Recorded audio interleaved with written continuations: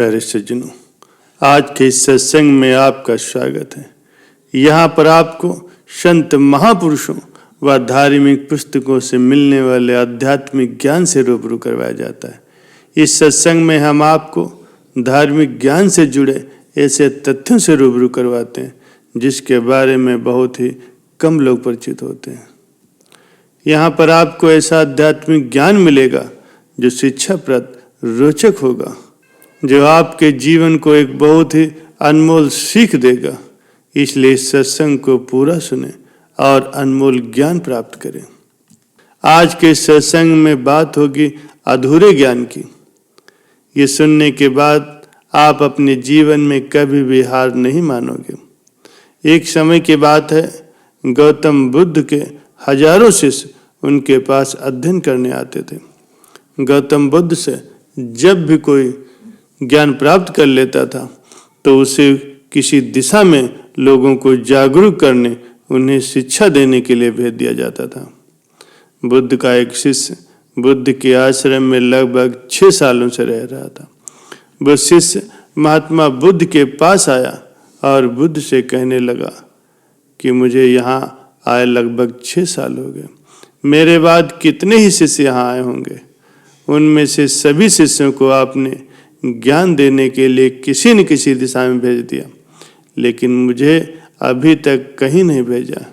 आखिर ऐसा क्यों है? क्या मुझे आपका ज्ञान प्राप्त नहीं हुआ? बुद्ध मुस्कुराए और बोले, ये तो तुम्हें खुद ही समझना पड़ेगा कि मेरा ज्ञान तुम्हें प्राप्त हुआ है या नहीं। शिष्य बोला, है बुद्ध, आपने इन 6 सालों में मुझे जो भी उपदेश दिया है वो सब मुझे याद है। आपकी बताई हुई एक एक बात मुझे सब याद है। आप कुछ भी मुझसे पूछ सकते हैं, मैं हर उत्तर देने के लिए तैयार हूँ। आप मुझे एक मौका दें ताकि मैं किसी भी दिशा में जाकर के लोगों को आपके ज्ञान के बारे में बता सकूं। इस पर बुद्ध ने कहा, ज्ञान की बात को याद रखने से कोई फायदा नहीं जब तक तुम उस आदत को खुद नहीं अपनाओगे। शिष्य ने कहा, प्रभु जो भी हो कृपया मुझे एक मौका जरूर दें। आप मुझ पर भरोसा रखें, मैं सभी को अपने ज्ञान से प्रभावित कर सकता हूँ। मैं लोगों को ऐसी बातें बता सकता हूँ जिससे लोगों के जीवन में शांति आ जाएगी और वो अपना शांतिपूर्ण जीवन जी पाएंगे। तो फिर बुद्ध ने कहा, बेटे अभी तुम तैयार नहीं हो। जब तुम उसके लिए तैयार हो जाओगे तो फिर मैं स्वयं ही तुम्हें किसी दिशा में जाने को बोल दूंगा। शिष्य ने कहा, महाराज कि आपने मुझे इन 6 वर्षों में इतना भी ज्ञान नहीं दिया कि मैं किसी को प्रभावित कर पाऊं। बुद्ध ने कहा, ठीक है, तो तुम पूर्व दिशा में चले जाओ। वहां पर तुम्हें एक गांव मिलेगा।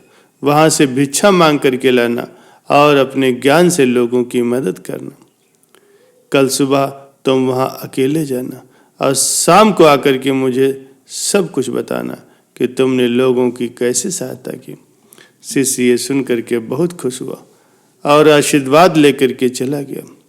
वो रात भर ज्ञान समेटता रहा और मन ही मन सोचता रहा कि मैं वहाँ ज्ञान की ऐसी छाप छोड़ूंगा कि वहाँ के लोगों के साथ साथ बुद्ध भी मुझसे प्रभावित हो जाएंगे। सुबह उठ करके वो महात्मा बुद्ध को प्रणाम करने गया। उन्हें प्रणाम करके वो पूर्व दिशा की तरफ निकल गया। शाम को जब वो वापस आया तो बुद्ध ने देखा कि शिष्य के माथे पर चोट लगी है और खून भी बह रहा है। बुद्ध ने उसे पट्टी की ओर पूछा, तुम्हें चोट कैसे लगी? शिष्य ने कहा, वहाँ के लोग तो बेहद ही दुष्ट हैं, उन्हें जरा से भी बुद्धि नहीं है। मैं उस गांव में भिक्षा लेने गया था पर किसी ने मुझे भिक्षा नहीं दी और सब मुझे वहाँ गालियाँ दे रहे थे। एक व्यक्ति ने भिक्षा तो दी लेकिन नीचे फेंक कर दी और कहा, इसे उठा लो।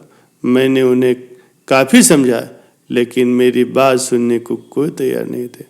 उन्होंने मेरे साथ हाथापाई की जिससे मुझे चोट लग गई। बुद्ध, आप मुझे दूसरी जगह भेज दीजिए जहाँ के लोगों में ज्ञान हो और वो इस तरह के ना हो। बुद्ध शिष्य की बात सुनकर के मुस्कुराए और बोले, अगर दूसरे गांव में भी ऐसे ही लोग होंगे तब तुम क्या करोगे? शिष्य ने कहा, हे बुद्ध, मैं ऐसे लोगों को कोई ज्ञान नहीं दे सकता। वो लोग तो अज्ञानी हैं, उन्हें कौन समझाए। बुद्ध ने कहा, वो लोग अज्ञानी नहीं बल्कि ज्ञानी हैं। उनके पास बहुत ज्ञान है, लेकिन उनके पास खुद का ज्ञान है। अगर तुम किसी दूसरे के ज्ञान को चोट पहुंचाओगे तो वो कुछ न कुछ तो कहेंगे ही। तुम्हें ऐसे लोग हर जगह पर मिलेंगे, तब तुम अपना ज्ञान उन्हें कैसे दे सकोगे। बुद्ध ने कहा, आज तुम आराम करो, कल शाम को मेरे पास आना। शिष्य बुद्ध को प्रणाम करके चला गया। अगली शाम जब वो वापस बुद्ध के पास आया, तब वहाँ बुद्ध के एक और शिष्य मौजूद थे। उनके हाथ में भी चोट लगी थी। बुद्ध ने शिष्य के हाथ पर चोट देख करके उसकी पट्टी की और उससे पूछा कि तुम्हें ये चोट कैसे लगी। शिष्य ने कहा, प्रभु, आपने पूर्व की ओर एक गांव में मुझे जाने के लिए कहा था, तो वहीं मुझे चोट लगी। बुद्ध ने कहा, वहाँ तुम्हारे साथ क्या क्या हुआ, मुझे पूरी बात बताओ। शिष्य ने कहा, वहाँ पर मैंने सबसे भिक्षा मांगी, लेकिन किसी ने भी भिक्षा नहीं दी। एक व्यक्ति जिसने भिक्षा दी भी, वो मुझे जमीन पर फेंक कर दी और कहा, इसे उठा लो। तो मैंने उसे उठा करके अपने झोले में रख लिया और मैंने उसे सफल होने का आशीर्वाद दिया। तब उस व्यक्ति ने मुझसे कहा कि आप तो बड़े अजीब लगते हो, मैं आपका अपमान कर रहा हूँ और आप मुझे आशीर्वाद दे रहे हो। तो मैंने उससे कहा कि आप दानी हो, आपने मुझे दान दिया है, इसलिए मैं आपको आशीर्वाद दे रहा हूँ। फिर मैं वहाँ से आगे गया तो कुछ लोगों ने मुझे वहाँ से वापस जाने के लिए कहा।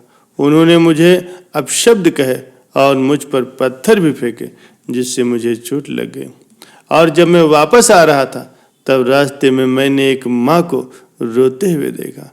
वो अपने बीमार बच्चे को लेकर के चिंतित थी। मैं तुरंत ही जंगल से जाकर के उसके लिए जड़ी बूटी लाया, लेकिन वहाँ के लोग जड़ी बूटी नहीं देने दे रहे थे। फिर मैंने उनसे विनती की कि वह मुझे उस बच्चे का इलाज करने दें।